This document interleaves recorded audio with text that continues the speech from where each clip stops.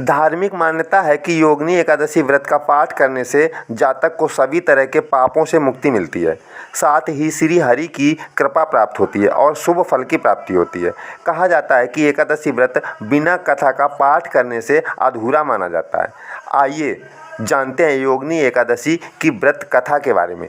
अगर आप चैनल पर नए हैं और पहली बार हमारा ये वीडियो देख रहे हैं तो कृपया हमारे चैनल को ज़रूर सब्सक्राइब कर लीजिएगा, क्योंकि ऐसी ही जानकारी भरे वीडियो हम आपके लिए लेकर बराबर आते रहते हैं। तो आइए दोस्तों जानते हैं। पंचांग के अनुसार आषाढ़ माह के कृष्ण पक्ष की एकादशी तिथि की शुरुआत 1 जुलाई को सुबह 10:26 पर हो रही है। वहीं इसका समापन 2 जुलाई को सुबह 8:42 पर होगा। ऐसे में 2 जुलाई को योगिनी एकादशी व्रत किया जाएगा। आइए दोस्तों अब जानते हैं योगिनी एकादशी व्रत की कथा के बारे में। एक बार युधिष्ठिर ने पूछा, हे वासुदेव, आषाढ़ के कृष्ण पक्ष में जो एकादशी होती है उसका क्या नाम है? कृपया उसका वर्णन कीजिए। भगवान श्री कृष्ण बोले, हे नृपश्रेष्ठ, आषाढ़ के कृष्ण पक्ष की एकादशी का नाम योगिनी है। यह बड़े बड़े पातकों का नाश करने वाली है। संसार सागर में डूबे हुए प्राणियों के लिए यह सनातन नौका के समान है। तीनों लोकों में यह सारभूत व्रत है। अलकापुरी में राजाधिराज कुबेर रहते हैं। वे सदा भगवान शिव की भक्ति में तत्पर रहने वाले हैं। उनके हेममाली नाम वाला एक यक्ष सेवक था जो पूजा के लिए फूल लाया करता था। हेममाली की पत्नी बड़ी सुंदर थी। उसका नाम विशालाक्षी था। वह यक्ष काम पाश में आबद्ध होकर सदा अपनी पत्नी में आसक्त रहता था। एक दिन की बात है, हेममाली मानसरोवर से फूल लाकर अपने घर में ही ठहर गया और पत्नी के प्रेम का रसास्वादन करने लगा, अतः कुबेर के भवन में न जा सका। इधर कुबेर मंदिर में बैठकर शिव पूजन कर रहे थे। उन्होंने दोपहर तक फूल आने की प्रतीक्षा की। जब पूजा का समय व्यतीत हो गया तो यक्षराज ने कुपित होकर सेवकों से पूछा, यक्षों, दुरात्मा हेममाली क्यों नहीं आ रहा है? इस बात का पता लगाओ। यक्षों ने कहा, राजन, वह तो पत्नी की कामना में आसक्त हो अपनी इच्छा के अनुसार घर में ही रमण कर रहा है। यक्षों ने कहा, राजन, वह तो पत्नी की कामना में आसक्त हो अपनी इच्छा के अनुसार घर में ही रमण कर रहा है। उनकी बात सुनकर कुबेर क्रोध में भर गए और तुरंत ही हेममाली को बुलवाया। देर हुई जानकर हेममाली के नेत्र भय से व्याकुल हो रहे थे। वह आकर कुबेर के सामने खड़ा हुआ।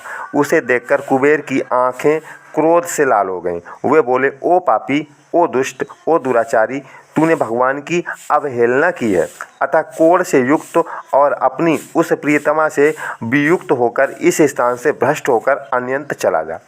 कुबेर के ऐसा कहने पर वह उस स्थान से नीचे गिर गया। उस समय उसके हृदय में महान दुख हो रहा था। कोढ़ों से सारा शरीर पीड़ित था, परंतु शिव पूजा के प्रभाव से उसकी स्मरण शक्ति लुप्त नहीं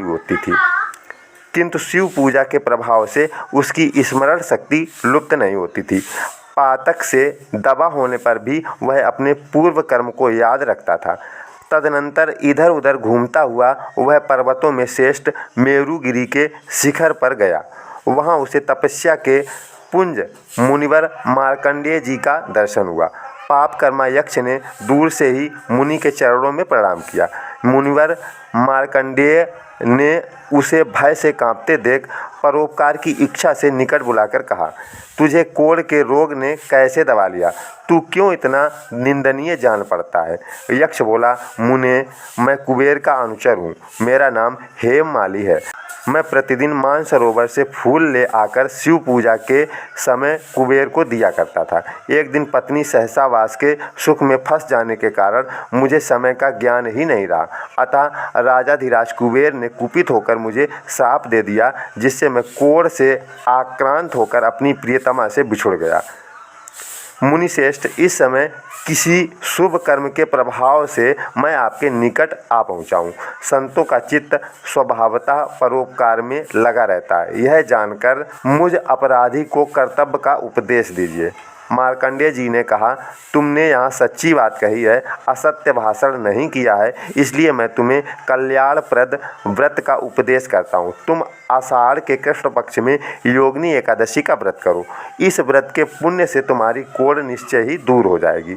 भगवान श्री कृष्ण कहते हैं, ऋषि के ये वचन सुनकर हेममाली दंड की भांति मुनि के चरणों में पड़ गया। मुनि ने उसे उठाया, इससे उसको बड़ा हर्ष हुआ। मार्कंडेय जी के उपदेश से उसने योगिनी एकादशी का व्रत किया, जिससे उसके शरीर की कोढ़ दूर हो गई। मुनि के कथनानुसार उस उत्तम व्रत का अनुष्ठान करने पर वह पूर्ण सुखी हो गया। सर्वश्रेष्ठ यह योगिनी का व्रत ऐसा ही बताया गया है, जो 88,000 ब्राह्मणों को भोजन कराता है, उसके समान ही फल उस मनुष्य को भी मिलता है जो योगिनी एकादशी का व्रत करता है। योगिनी महान पापों को शांत करने वाली और महान पुण्य फल देने वाली है। इसके पढ़ने और सुनने से मनुष्य सब पापों से मुक्त हो जाता है। तो दोस्तों, ये था आज का वीडियो। आशा करता हूँ कि वीडियो आपको पसंद आया होगा। अगर हमारे वीडियो से आपको कुछ भी जानकारी मिली हो तो कृपया हमारे चैनल को सब्सक्राइब कीजिएगा और कमेंट बॉक्स में जय श्री हरि विष्णु जरूर लिखिएगा।